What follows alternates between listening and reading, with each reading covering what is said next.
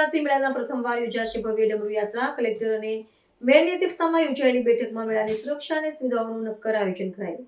જૂનાગઢમાં આગામી મહાશિવરાત્રીના પાવન પર્વ નિમિત્તે યોજાનારા ભવ્ય મેળાના આયોજન સંદર્ભે જિલ્લા કલેક્ટર, મેયર અને ધારાસભ્ય સહિતના ઉચ્ચ પદાધિકારીઓની ઉપસ્થિતિમાં એક મહત્વપૂર્ણ બેઠક યોજાઈ હતી. આ બેઠકમાં જૂનાગઢના સર્વ સમાજના અગ્રણીઓએ ઉત્સાહપૂર્વક ભાગ લીધો હતો અને મેળાની વ્યવસ્થા તથા પરંપરા જળાવવા અંગે વિસ્તૃત ચર્ચા કરવામાં આવી હતી.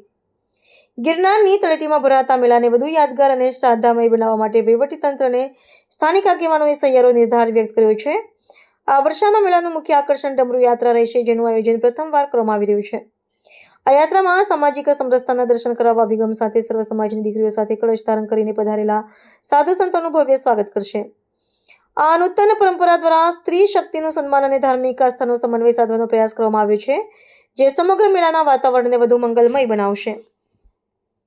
બેઠક દરમિયાન સુરક્ષા, ટ્રાફિક વ્યવસ્થા અને યાત્રાળુઓ માટેની પાયાની સુવિધાઓ અંગે પણ સઘન સમીક્ષા કરવામાં આવી હતી. મહાનગરપાલિકા અને જિલ્લા વહીવટીતંત્ર દ્વારા લાખોની સંખ્યામાં ઉમટી પડનારા શ્રદ્ધાળુઓની સુવિધા માટે વિશેષ આયોજન કરવામાં આવ્યું છે.